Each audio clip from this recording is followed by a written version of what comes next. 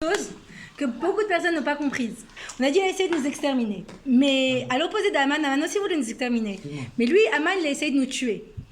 Antiochos aussi, il a voulu nous exterminer. Mais qu'est-ce qu'il a fait? Il nous a enlevé la Torah. Il a voulu nous enlever la Torah. Donc qu'est-ce qu'il a compris, Antiochos, qui était finalement plus intelligent que Aman? Pourquoi? Parce que quand quelqu'un il tue quelqu'un d'autre, mais il suffit qu'il en reste un, comme par exemple Amalek. Akadosh Baruch Hu, il avait dit à Shaoul de tuer tout Amalek. Il en laissait un, on en souffre encore jusqu'à aujourd'hui. Donc il suffit d'en rester un et ça y est. Mais pourtant, ce qu'Antiochos il a compris, c'est que même si une personne est encore en vie, un juif il est encore en vie, mais il a plus sa Torah, il a plus sa mitzvot, il n'existe pas. Il n'existe pas. Et finalement, donc c'est ça qu'on comprend dans Antiochos. Que c'est quoi qui nous donne notre vie? C'est quoi qui fait notre particularité? C'est quoi qui fait que nous, on existe? C'est notre Torah et notre mitzvot. Donc c'est pour ça que finalement aujourd'hui, à chaque fois qu'on fait une mitzvah, à chaque fois qu'on étudie de la Torah, on donne la vie à nous-mêmes, à nos familles et à tout le peuple juif. Donc ça c'est le message qu'on apprend même dans Antiochos. Que finalement, si une personne elle vit mais qu'elle ne fait pas sa Torah et sa mitzvot, elle ne vit pas vraiment. Et à l'inverse, ce qui nous donne vraiment notre vie, c'est notre Torah et notre mitzvot. Donc ça c'est le premier message qu'on apprend dans Antiochos. Ensuite, venez, des fois on connaît une histoire, mais quand on se met dans les chaussures de la personne, de l'histoire, on la regarde de façon différente. Maintenant, on se met un peu dans les chaussures des Maccabim, ok? Donc les Maccabim, ils étaient un tout petit groupe. Imaginez-vous, ça aurait pu être le fils de quelqu'un qui était en collège toute sa vie. Il était au collège toute sa vie. Tout d'un coup, il vient, il dit « Ah maman, tu sais, les Yavanim, je vais aller les attaquer d'ain. » Qu'est-ce que tu vas lui dire? Mais t'as perdu la tête. T'as perdu la tête. Rentre chez toi. Bon alors. Va étudier. Voilà, va étudier. Bon alors, va te cacher pour étudier. Imaginez-vous, qu'est-ce qui serait passé si ça avait réagi comme ça? Il n'y aurait pas eu Hanouka, il n'y aurait pas eu de miracle. Qu'est-ce que je suis en train d'essayer de dire? C'est que, au niveau de la logique, les Maccabim, ils avaient toutes les raisons logiques du monde entier pour dire, bon, on reste chez nous. On est très peu. On n'a jamais fait la guerre de notre vie. Qu'est-ce qu'on va faire? Il n'y a aucune chance qu'on réussisse. Aucune chance. Et pourtant, ils ont réussi. Pourquoi? Qu'est-ce qu'on va apprendre d'eux? Voilà. Mais là, c'est d'abord Birlal d'aller. C'est-à-dire que le Nes de Hanouka, il a en fait, dans le Hanouka, on apprend c'est quoi la recette, comment faire des Nes.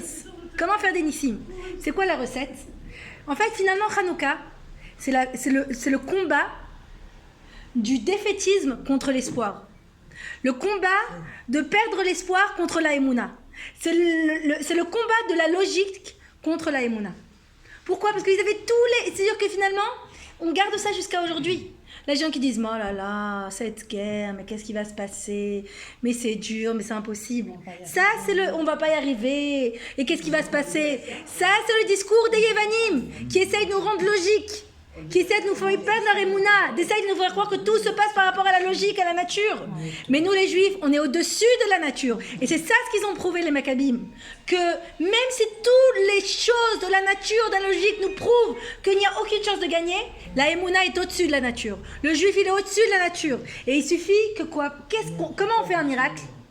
C'est Emouna be'atzmecha et Emouna be'akadosh baruch Hu. Parce que si ça veut dire, mais écoute, il n'y a aucune chance de gagner. Tu comprends, au niveau stratégique, militaire de guerre, ils ont des armes, ils ont des éléphants. Nous, ils n'avaient rien. Ils étaient quoi? Une petite poignée d'hommes. Et pourtant, ils ont gagné. Pourquoi? Parce qu'au lieu d'être défaitistes et dire « mais il n'y a rien à faire, mais c'est impossible », ils ont dit « grâce à la force d'Akadosh Baruch Hu ». Comme David avec Goliath. Voilà. C'est un monsieur. Ah, merci. Comme David avec Goliath. Exactement.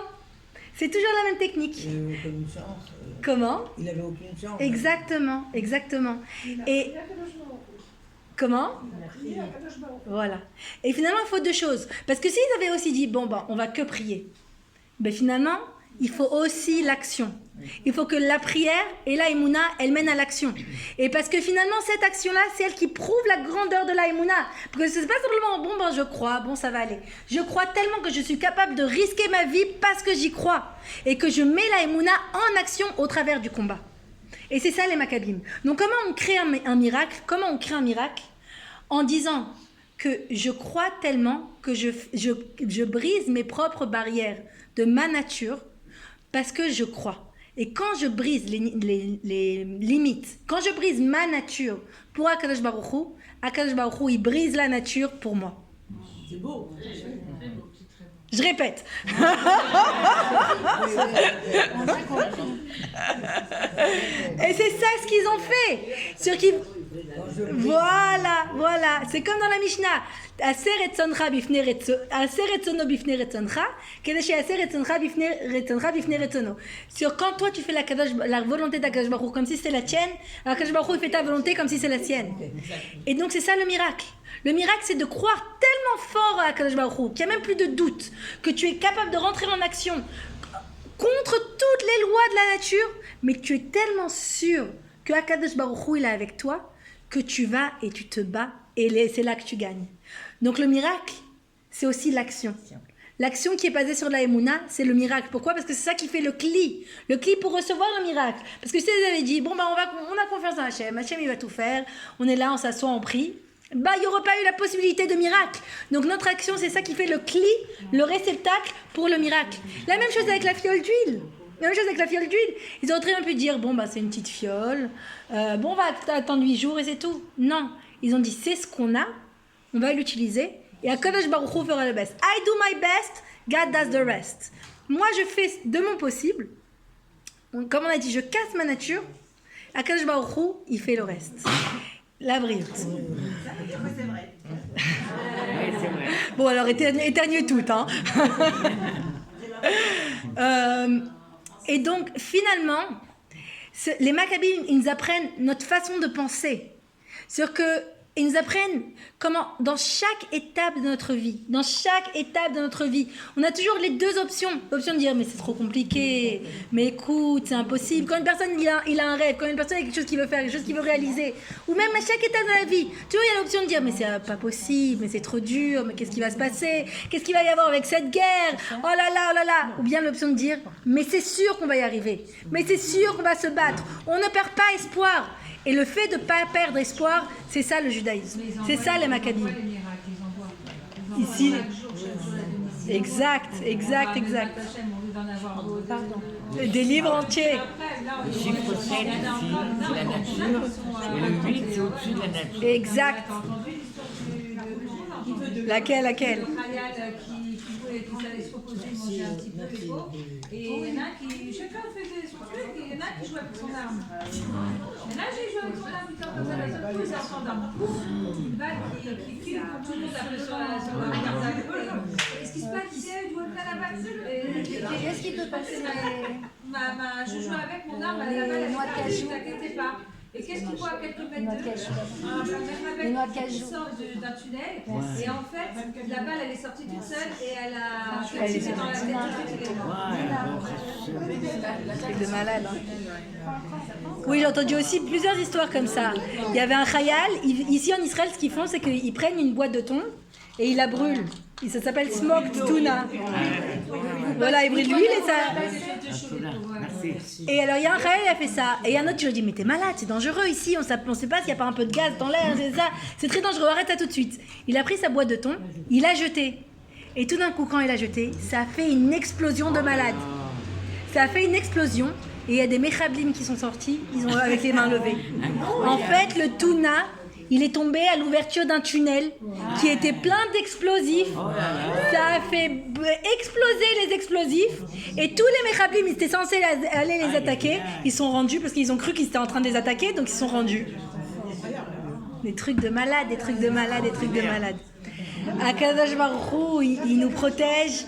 Et c'est sûr que c'est par le miracle de toute notre filote. On n'a jamais vu ça dans notre guerre. Les Chayalim eux-mêmes, ils viennent et disent « Priez, on voit des miracles. Priez, on voit des miracles. » Et du reste, mais regardez la beauté des choses. C'est quel jour que les otages ont commencé à sortir? Vendredi. C'était étonnant. Pourquoi un vendredi? Oui, mais on était choqués. Arachat Vayetse. Vayetse. Exactement, Vayetse. Mais c'est quoi Vayetse? Vayetse, on parle de Rachel. On parle de Rachel. Et c'est quoi Rachel? C'est elle. C'est à elle que, alors que Hachem, quand il y avait ses enfants qui sortaient en Égypte, en exil, et qu'il y a Abraham qui a essayé de plaidoyer, Yitzhak, Yaakov, Moshe, Akadosh Baruch Hu, il a dit non, ça suffit pas. Mais quand Rachel, elle est venue, elle a pleuré. Rachel, elle a dit Akadosh Baruch Hu, aie pitié tes enfants. C'est à elle qu'Akadosh Baruch Hu l'a dit Veshavu banim ligvulam. Tes enfants, ils reviendront sur leurs frontières. Et la paracha de Rachel, et encore on voit Veshavu banim ligvulam. Et c'est magnifique. Ce que ça veut dire, c'est deux choses. Que ça veut dire que le mérite de Rachel, le mérite des pleurs de Rachel, il continue à travailler pour nous jusqu'à aujourd'hui. Mais aussi autre chose, c'est que... le jour de... Le jour de quoi? Ah, de la Tsaïloula? Ouais, C'est le jour où ils étaient rentrés? ouais, Le jour de la Iloula de Rachel.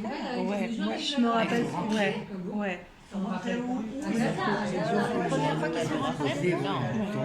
Je me suis dit qu'elle est française. C'est vrai? C'est-à-dire, ils ont... Oui, ils sont rentrés à attaqué l'extérieur. Ils sont rentrés à l'extérieur. Oui. Non, on l'a Ah, ça, on n'est pas... Je l'ai pas dit. Non, non.